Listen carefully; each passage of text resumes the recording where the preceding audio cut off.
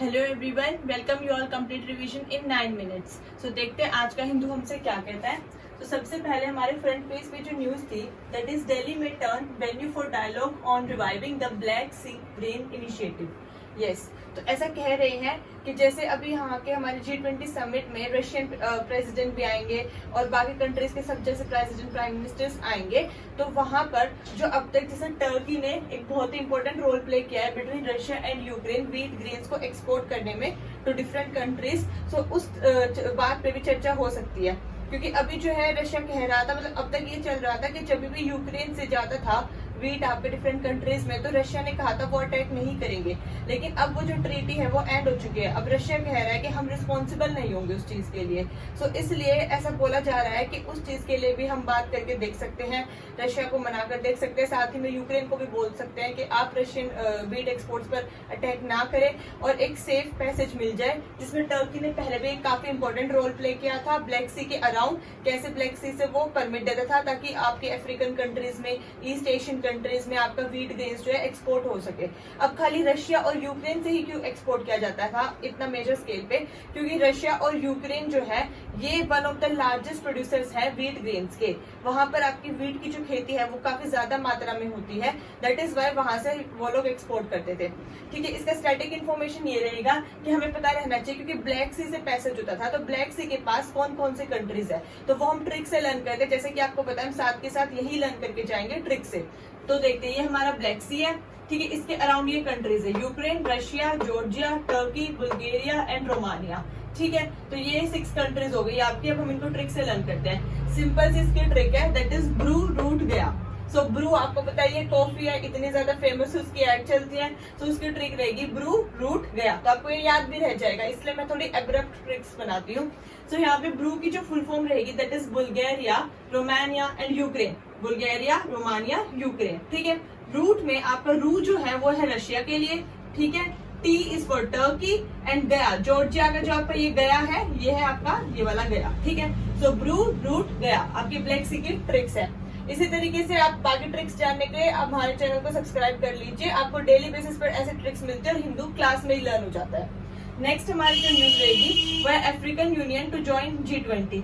अब ऐसा रूमर है, ऐसा प्रिडिक्शन है बेसिकली कि अभी तक हमारे G20 में 20 बेसिकली कंट्रीज नहीं कह सकते, क्योंकि उसमें से 19 कंट्रीज है और एक आपका यूरोपियन यूनियन है कंप्लीट। ठीक है, तो बोला जा रहा है जो आपका अफ्रीकन यूनियन है, जो कि एक कलेक्शन है 55 कंट्रीज का, वो भी ज्वाइन कर लेंगे तो G21 हो जाएगा। अभी ऐसा कुछ निश्चित नहीं किया गया है, लेकिन जस्ट एक प्रिडिक्शन बोली गई है। और अब हम इसकी देख लेते हैं ये स्टार्ट कैसे हुआ था। अफ्रीकन यूनियन अपने आप में ये काफी इंपॉर्टेंट टॉपिक है और इससे आपका एमसीक्यू बन सकते हैं, तो हमें इसका बेसिक स्टैटिक पता रहना चाहिए।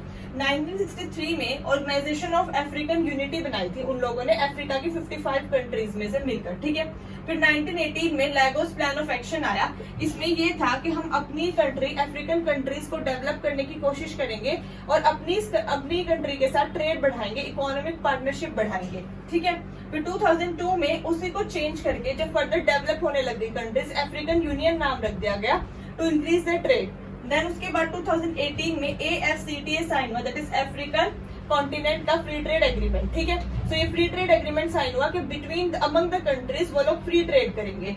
और 2022 में वो फ्री ट्रेड एग्रीमेंट इनका इतना सक्सेसफुल रहा कि $35 मिलियन तक का इन्होंने फ्री ट्रेड एग्रीमेंट किया अमंग दोस कंट्रीज। देन उसके बाद आपके जो अफ्रीकन यूनियन है वो वुमेन एम्पावरमेंट के ऊपर भी काफी फोकस करता है। वो कहता है कि वुमेन को भी हमें इंक्लूसिव ग्रोथ करनी चाहिए बेसिकली, जिसमें मेल एंड फीमेल इक्वालिटी से सबकी इंप्रूवमेंट हो, क्योंकि तभी अफ्रीकन यूनियन की इंप्रूवमेंट हो पाएगी। तो ये आपके पॉजिटिव पॉइंट्स थे। लेकिन जैसे कि एक सिक्के के 2 पहलू होते हैं, तो ये फर्स्ट वाली साइड थी। अब हम सेकंड वाली साइड देखते हैं। ये सब करने में इनको प्रॉब्लम्स भी आई होंगी। सो प्रॉब्लम्स क्या थी? सिंस 2013 32 कंट्रीज में मिलिट्री कूप हो चुका है, मतलब तख्ता पलट हो चुका है। ठीक है, उसमें से आपकी जो अभी रिसेंट कंट्रीज थी, मैंने कुछ एग्जांपल्स लिखे हैं, that is Burkina Faso, Chad, Guinea, Mali, Sudan. इन कंट्रीज में आपका तख्ता पलट हो चुका है। अभी 2023 के प्रीलिम्स में यूपीएससी ने क्वेश्चन भी पूछा था इससे। देन उसके बाद आपका इसमें कोई परमानेंट सीट नहीं है अफ्रीकन यूनियन को यूनाइटेड नेशन सिक्योरिटी काउंसिल में। उसमें आपको पता ही है हमारे 15 जो है मेंबर्स है, जिसमें से 5 आपके परमानेंट मेंबर कंट्रीज होती है और 10 आपकी नॉन परमानेंट होती है, ठीक है। लेकिन अफ्रीकन यूनियन को भी उसमें आपको कोई परमानेंट सीट नहीं दी गई है, जबकि ये एक ग्लोबली 55 कंट्रीज को रिप्रेजेंट करते हैं ऑन अ मेजर स्केल। सो ये हमारी न्यूज थी। अब हमारी नेक्स्ट न्यूज है वाटर हाइसिंथ के बारे में। एक केरला में आपकी जो रिवर वाटर्स हैं, बैक वाटर लेक्स हैं, उनमें वाटर हाइसिंथ जो है काफी हाई अमाउंट में ग्रो हो रहा है। अब इसके पॉजिटिव और नेगेटिव्स देख लेते हैं। आप फोटो भी आई है न्यूज़पेपर में, आप लोग देख सकते हैं। रेस्ट स्टैटिक में यहाँ कवर कर देती हूँ आपके लिए। इसका बेसिकली जो बायोलॉजिकल नेम होता है दैट इज आइकोर्निया क्रेसिपिस। और ये आप सीख लीजिए, जब भी हम बायोलॉजिकल या साइंटिफिक नेम लिखते हैं तो हमेशा जो आपका जीनस होता है इसका हम फर्स्ट लेटर जो है कैपिटल लिखेंगे और उसके बाद उसको अंडरलाइन करेंगे। बेसिकली ये इटैलिक्स में लिखा जाता है, लेकिन हम हाथ से इटैलिक्स नहीं लिख सकते हैं। सो ये एक आपका नोमेनक्लेचर है कि जब आप जीनस लिखेंगे तो उसका फर्स्ट लेटर कैपिटल लिखेंगे और बाकी शॉर्ट लिख के अंडरलाइन कर देंगे। और जब आप स्पीशी लिखेंगे तो उसका जो फर्स्ट लेटर रहेगा वो स्मॉल ही रहेगा, मतलब पूरे ही लेटर उसके स्मॉल रहेंगे और फिर उसको अलग से अंडरलाइन कर देंगे। This is the nomenclature for writing scientific names, ठीक है। देन उसके बाद हमारा जो वाटर हाइसिंथ है, ये एक आपका वाटर वीड है। क्यों इसको वीड क्यों बोला जाता है? क्योंकि बेसिकली ये आपके पूरे एरिया में, जैसे अगर ये आपका पॉन्ड है तो ये पूरे एरिया में ग्रो कर जाएगा और इसके नीचे जितने भी आपके एनिमल्स रहेंगे और छोटे छोटे फाइटोप्लैंक्टन, ज़ूप्लैंक्टन्स रहेंगे, उनके लिए ऑक्सीजन डिमांड खत्म कर देगा। BOD level, biological oxygen demand आपका बहुत कम कर देगा। और ये एक इंडियन स्पीशी नहीं है, ये IAS है, that is invasive alien species है। ये हमारी कंट्री में बाहर से आ गई थी, सबसे पहले वेस्ट बंगाल की साइड आई थी, उसके बाद ये इसने इतना ज्यादा खुद को फैला लिया कि अब ये इंडिया के लिए एक मेजर प्रॉब्लम बन गई है। और ये वॉयलेट कलर का होता है, पर्पल कलर का होता है, पानी के ऊपर दिखने में थोड़ा सुंदर लगेगा लेकिन ये बहुत हार्मफुल रहता है। वहां के सारे एनिमल्स के लिए ऑक्सीजन छोड़ता ही नहीं है बिल्कुल भी। देन इसके हम देखें तो पॉजिटिव फैक्टर्स क्या रहेंगे कि हम इसको यूज एज बायो फर्टिलाइजर कर सकते हैं, क्योंकि अगर ये वहां पे ग्रो कर रहा है तो एक नेचुरल बायो फर्टिलाइजर की तरह हम इसको यूज कर पाएंगे। साथ ही में इसको फाइटो रेमिडिएशन स्पीशी भी कहते हैं, क्योंकि जहां पर ये होता है वहां पर आपके बाकी जो इन्वेसिव एलियन स्पीशीज होते हैं वो ग्रो नहीं कर पाते हैं, ठीक है। तो ये इसके पॉजिटिव पॉइंट्स हो गए। हमें दोनों एस्पेक्ट्स पता रहने चाहिए अपना क्वेश्चन अटेम्प्ट करने के लिए और आंसर्स लिखने के लिए। देन हमारी नेक्स्ट न्यूज है that is Poila Baisakh is West Bengal foundation day. अब देखो, वेस्ट बंगाल ने ऑफिशियली ऑर्गेनाइज करने को बोला है कि वो पोइला बैसाख, जो कि उनके मंथ का स्टार्टिंग डे होता है नव वर्ष का, ठीक है, बंगाली में, स्पेशली बंगाली कैलेंडर के अकॉर्डिंग वो उसको अपना फाउंडेशन डे बोलेंगे। जैसे बंगाल में दुर्गा पूजा जो है एक बहुत ही फेमस फेस्टिवल है, एक लार्ज स्केल पे मनाया जाता है। सिमिलरली सेकंड नंबर पे वो कह रहे हैं हम पोइला बैसाख मनाएंगे, जो उनके कैलेंडर के नव वर्ष के अकॉर्डिंग उनका फाउंडेशन डे रहेगा। देन हमारी नेक्स्ट न्यूज है centre to stop sites from weaving dark patterns to mislead buyers. अब देखिए, सेंटर ने कहा है कि 5 अक्टूबर तक आप लोग सब अपने व्यूज दीजिए कि हम डार्क पैटर्न को किस तरीके से खत्म कर सकते हैं और वो आप लोगों को क्या क्या परेशानी दे रहा है। लेकिन उसके लिए हमें पता होना चाहिए कि डार्क पैटर्न होता क्या है।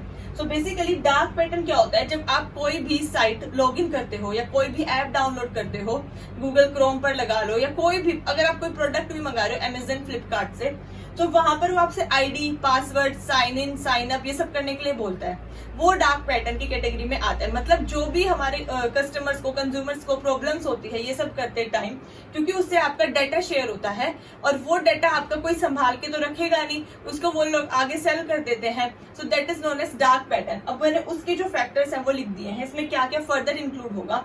Dark pattern will be removed soon, ये हमारी गवर्नमेंट कह रही है। देन अब इसमें क्या इंक्लूड होगा? डिसेप्टिव पैटर्न बोलते हैं इसको, क्योंकि रजिस्ट्रेशन के टाइम पे जो भी आपको अपना डिस्क्रिप्शन देना होता है वो सब ये इंक्लूड करता है। बास्केट स्नीकिंग को, बास्केट स्नीकिंग टर्मिनोलॉजी का मतलब होता है, अगर आपने, मान लो आप कोई घर के लिए ग्रोसरीज मंगा रहे हो, आपने 4 आइटम्स लिस्ट कर दिए, लेकिन वो साथ में आपका पहले से, क्योंकि ऐड टू कार्ट में 1-2 आइटम पड़े हुए थे, वो उनको भी ऑलरेडी ऐड करके आपको टोटल बिल दिखाता है, आपने देखा हो तो। That is known as basket sneaking. मतलब आपने वो अपनी बास्केट में डाले नहीं थे, स्टिल उसने अपने आप ऐड कर दिया और आपको टोटल बिल ऐड करके दिखाया, ठीक है, इंक्लूड, जिससे जो है आपका जो कस्टमर है वो परेशान रहता है। Then forced action, forced action मतलब हम जरूरी नहीं है हम चाहे साइन अप करना, साइन इन करना, लेकिन अगर हमें ऑर्डर करना है या हमें कुछ डाउनलोड करना है तो हमें पहले ऐप पे जाके रजिस्टर करना पड़ता है या साइट पे जाके रजिस्टर करना पड़ता है। सो ये फोर्स्ड एक्शन की कैटेगरी में आएगा।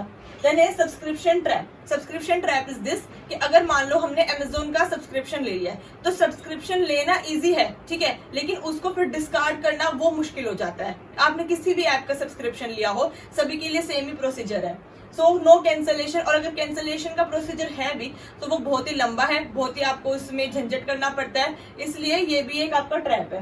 देन बेट एंड स्विच वही है कि आप अपनी मर्जी से स्विच नहीं कर सकते, ये एक जाल की तरह आप इसमें फंस गए तो उसके बाद आपकी सारी इन्फॉर्मेशन जो है पब्लिक हो जाती है। देन हिडन कॉस्ट है, बाद में आपको पता चलता है कि हिडन चार्जेस होते हैं, ये भी पे करना है, वो भी पे करना है, इस तरीके से। देन डिस्गाइज्ड एड, और वो जो एड से वो लोग पैसा कमाते हैं वो अलग। सो ये सब आपके डार्क पैटर्न की कैटेगरी में आएंगे। सो सेंटर ने कहा है वो सून इसको रिमूव कर देंगे। नेक्स्ट हमारा जो इसका सॉल्यूशन रहेगा वो ये रहेगा, एक तो हमें अवेयर रहना है, ठीक है, सबसे ज्यादा हमें हर जगह किसी भी साइट पे अपना आईडी, पासवर्ड और हर जगह अपनी जो डिटेल्स है, पर्सनल डिटेल्स, वो फिल नहीं करनी है, ठीक है। सेकेंडली हमें हर चीज के लिए परमिशन नहीं देनी है, जैसे वो परमिशन मांगता है तो एक बार वो डिस्क्लेमर आप पढ़ लीजिए, अगर आपको एसेंशियल लगता है तभी आप परमिशन ग्रांट कीजिए, अदरवाइज मत कीजिए, ठीक है। सो इसके अलावा हिंदू में आपका एडिटोरियल आया था जो कि लैंग्वेज के ऊपर था, तो वो मुझे इतना ज्यादा इम्पोर्टेंट नहीं लगा। उसमें यही बताया गया था कि हम क्यों ना पूरे वर्ल्ड वाइड या फिर मोस्टली कंट्रीज में एक लैंग्वेज बोल सके, क्योंकि रूरल एरियाज में जैसे कि इंग्लिश का जो प्रचलन है वो इतना नहीं है, रूरल एरियाज के जो पर्सन्स हैं वो इंग्लिश को इतना फॉलो नहीं कर सकते हैं, तो क्यों ना एक ऐसी लैंग्वेज बोली जाए जो सबके लिए सुटेबल रहे। सो वो बेसिकली लैंग्वेज के ही ऊपर था। फर्दर अगर मुझे उसमें कुछ इंपॉर्टेंट लगा तो मैं वो आपका कवर कर दूंगी। सो अगर आपको वीडियो इन्फॉर्मेटिव लगी हो then please like, share and subscribe the channel. Thank you so much. जय हिंद।